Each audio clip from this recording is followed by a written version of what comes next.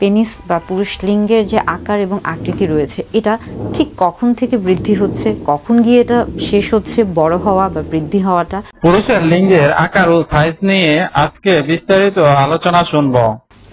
এর আগে অনেকবার অনেক ভিডিওতে বলেছি যে কিভাবে পুরুষ লিঙ্গ আসলে কাজ করছে বা কিভাবে পুরুষ লিঙ্গের, আমরা যদি লিঙ্গের উত্থান বলি বা দ্রুত বীর্যপাতের সমস্যা বলি, এই প্রত্যেকটা বিষয় নিয়ে এর আগে কথা বলেছি। এবং পুরুষ লিঙ্গের সাথে আমরা যদি দাম্পত্য জীবনের কথায় আসি, সেই ক্ষেত্রে আকার বা আকৃতি খুব একটা কিন্তু সমস্যা তৈরি করে না, যতক্ষণ পর্যন্ত না সেটা আপনাকে কোনো সমস্যা দিচ্ছে কিংবা আপনার সঙ্গীকে কোনো সমস্যা করছে।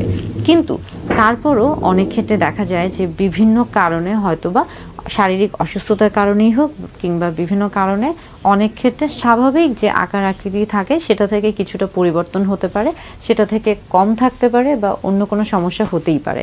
সেই ক্ষেত্রে আসলে আদৌ কোনো চিকিৎসা পদ্ধতি রয়েছে কিনা, মূলত সেই বিষয়টা সম্পর্কে জানা উচিত।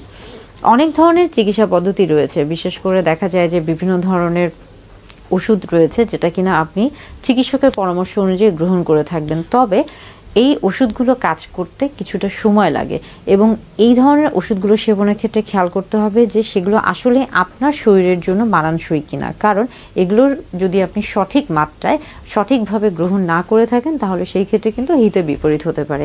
এবং পাশাপাশি খুব আধুনিক এবং অত্যাধুনিক বেশ কিছু চিকিৎসা পদ্ধতি রয়েছে, সেগুলোকে বলা হয়ে থাকে অ্যাস্থেটিক পদ্ধতি, এবং কিছু রয়েছে সার্জিক্যাল পদ্ধতি।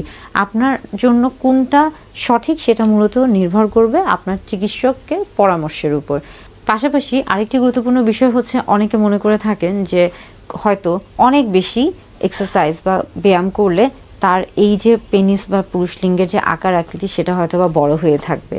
এটা ভুল ধারণা।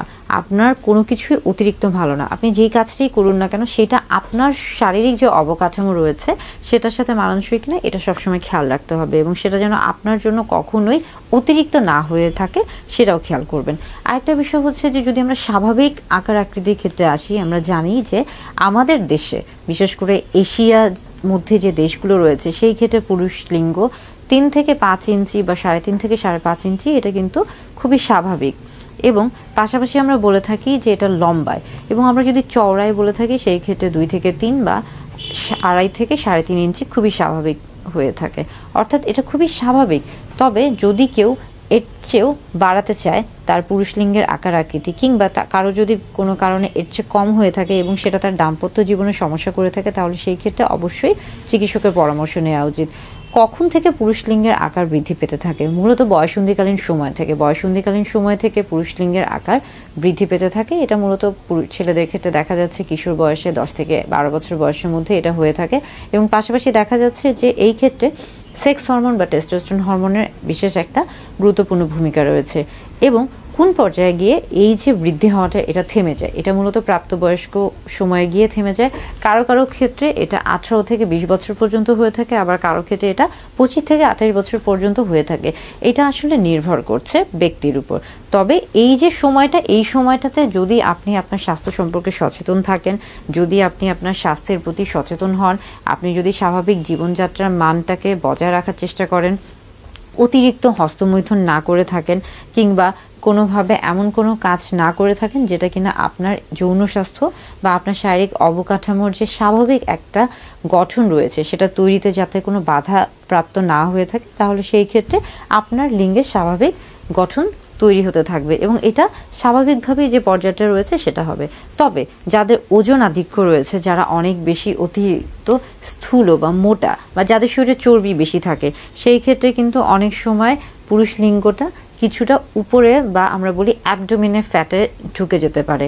সেই ক্ষেত্রে আলট্রাসোনোগ্রাম করে বুঝতে হয় যে আসলে পুরুষ লিঙ্গের আকার ছোট নাকি কিছুটা অংশ ওই চর্বির মধ্যে ঢুকে গেছে। এই প্রত্যেকটা বিষয় খেয়াল রাখতে হবে, তাহলে বোঝা গেল যে পুরুষ লিঙ্গের যে আকার আকৃতি এটা আসলে বৃদ্ধি করা সম্ভব, কিন্তু সেটা অবশ্যই চিকিৎসকের পরামর্শ অনুযায়ী বৃদ্ধি করা সম্ভব। এবং এই বৃদ্ধি করার যে পরিমাণটা সেটা মূলত 1 থেকে 1.5 ইঞ্চি হয়ে থাকে, কিন্তু এটা এমন কোনো ম্যাজিক না যে আপনি যখনই পদ্ধতি গ্রহণ করবেন তখনই হয়ে থাকবে। এটার জন্য আপনাকে সময় দিতে হবে, ধাপে ধাপে আস্তে আস্তে এটা হতে থাকে। তবে এই ক্ষেত্রে অবশ্যই সঠিক চিকিৎসকের কাছে গিয়ে সঠিক পরামর্শ নেওয়ার চেষ্টা করবেন।